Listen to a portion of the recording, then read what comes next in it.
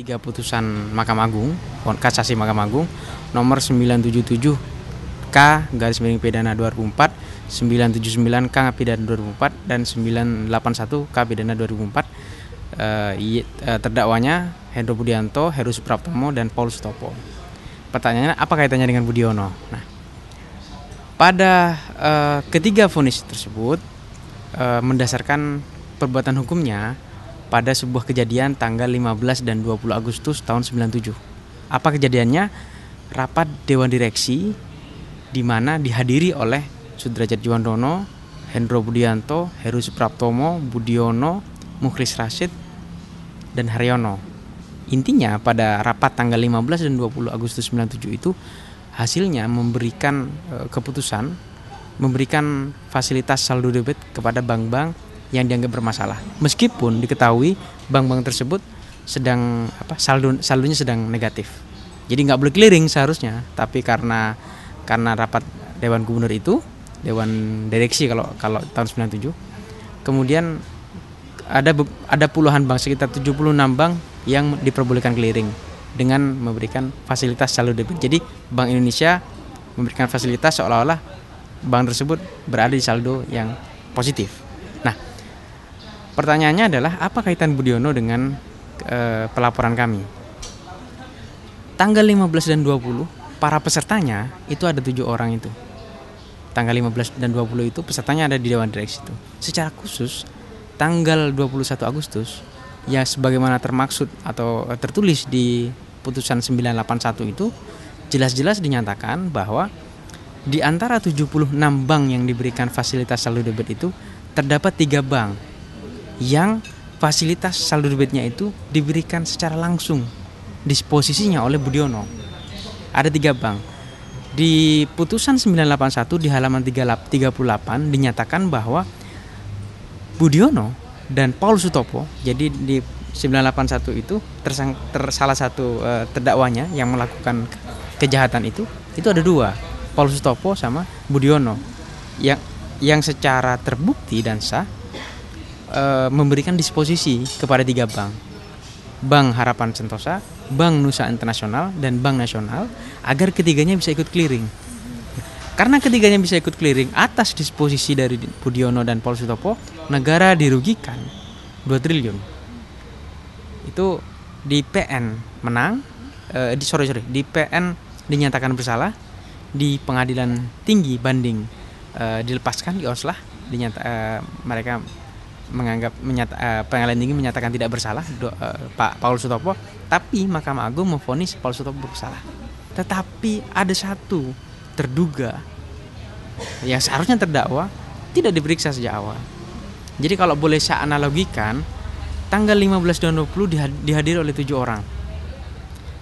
Atas dasar hasil rapat dan 15 dan 20 itu, para direktur pengawasan, kalau sekarang seperti deputi pengawasan, memberikan disposisi kepada 76 bank agar diberikan fasilitas saldo debit. 3 bank diantaranya itu ditandatangani langsung oleh Budiono dan Paulus Sutopo. Beberapa bank lainnya ditandatangani oleh Hendro Budianto dan Heru Supraptomo. Hendro Budianto sudah dicelidiki, divonis dan menjalani hukuman. Heru Supraptomo juga sudah. Paulus Sutopo juga sama. Vonis ketiganya sama, 1 tahun 6 bulan, denda 20 juta. Anehnya, Budiono sama sekali tidak pernah tersentuh hukum. Ini pertanyaan bagi kami semua, karena selain vonisnya adalah dilakukan secara bersama-sama dan berlanjut, perkara ini perkara splitsing. Dalam bahasa hukum itu namanya splitsing. Jadi ada sebuah perbuatan yang dilakukan satu perbuatan yang dilakukan oleh beberapa orang. Jadi misalnya saya, Mbak, Mas, dan Masnya itu sedang melakukan wawancara. Dan perbuatan ini dikonstruksi sebagai perbuatan melawan hukum. Saya diperiksa, Mbaknya diperiksa dan dinyatakan bersalah, tapi Masnya tidak. Padahal peristiwanya sama. Nggak tahu. Tapi yang jelas ini telah terjadi keanehan, telah terjadi diskriminasi hukum kepada Budiono.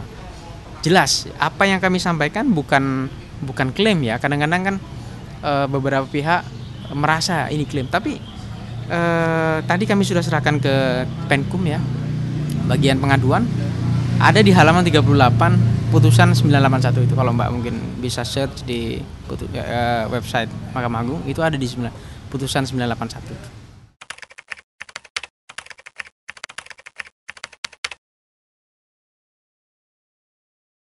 Karena kembali ke splitsing tadi ya, sifat perkara ini splitsing, artinya penyidik awalnya itu Kejaksaan Agung dan tempus deliktinya tahun 97, kemudian juga dinyatakan bahwa oleh pasal 43A Undang-Undang Tipikor bahwa sebelum KPK didirikan beberapa perkara yang sudah disidik diteruskan. Itu catatannya. Kami mendorong Kejaksaan Agung untuk melakukan penyidikan, tangkap dan adili. Kemudian yang kedua, ini sebagai test case ya, dia bagian dari mafia atau dia melawan mafia. Kalau kejaksaan penyidik kejaksaan berinisiatif menyidik Budiono, berarti dia melawan. Mereka bukan bagian dari mafia. Tapi jika mendiamkan, kemudian tidak menindaklanjuti semua fakta-fakta ini, maka kita kategorikan sebagai bagian dari mafia. Karena apa yang kami sampaikan ini bukan karang-karang, ini hasil putusan vonis. Dan menurut pasal 184 ayat 2 bahwa hal-hal yang sudah diketahui ini tidak perlu dibuktikan. Artinya apa? Kekuatan dari putusan yang kita sampaikan kepada kejaksaan itu menurut kami sudah sama dengan satu alat bukti yang sempurna, alat bukti surat. Jadi dengan surat saja kejaksaan panggil saksi, 2 alat bukti, saya kira sudah cukup bukti permulaan untuk menyeret Budiono ke pengadilan.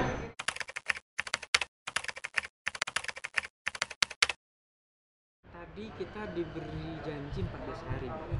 Kan kita masukin dokumen ya. 14 hari akan kita evaluasi ada progres tidak dari kejaksaan. Jika memang tidak ada, kita akan terus melakukan dorongan publik ya. Karena bagaimanapun juga kalau kita berkaca ke banyak kasus sebelumnya seperti Senturi, orang nggak percaya apa bisa Senturi diungkap. Nyatanya bisa juga, meskipun lagi-lagi itu kemudian dipotong oleh beberapa pihak.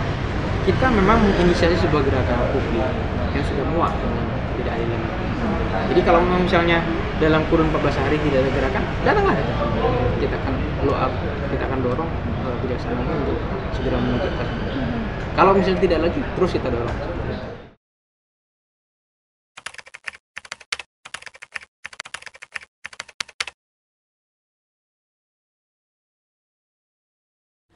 Ini kan sebetulnya sudah cukup banyak bagi DPR kalau mereka mau untuk menyatakan Budiono menggulirkannya di hak menyatakan pendapat. Cuman masalahnya DPR nggak pernah mau, terhalang oleh kendala-kendala politis.